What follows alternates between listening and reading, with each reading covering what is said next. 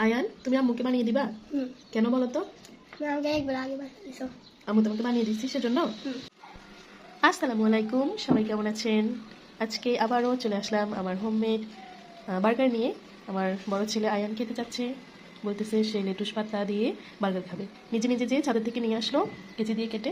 এখন আমি ওকে বার্গার বানিয়ে দিব। এই যে এটা হচ্ছে যে বন ছিল, আমি মাঝখান দিয়ে একটু কেটে নিলাম। তারপরে ওকে আমি সাথে ডিম দিব। আর এগুলোতে দেখতেই পাচ্ছেন আরও কিছু আছে, সে 4-5টা নিয়ে আসছে, আমি যেটুকু লাগে একটু ব্যবহার করব। আয়ান, তুমি আম্মুকে বানিয়ে দিবা? কেন বলো তো? আম্মু তোমাকে বানিয়ে দিচ্ছি সেজন্য। আমাদের মা ছেলের গলার অবস্থা কাহিল। আচ্ছা যাই হোক, এই যে আমার ছেলে আমাকে বার্গার বানিয়ে দিচ্ছে, আমি ওকে বানিয়ে দিয়েছিলাম সেজন্য ও আমাকে বানিয়ে দিচ্ছে। বেশি করে পেঁয়াজ দিয়েছে, ও জানে আমি পেঁয়াজ পছন্দ করি এইসব জিনিসের সাথে। আলহামদুলিল্লাহ বানিয়ে ফেললো, দেখেন মজাদার এগ বার্গার।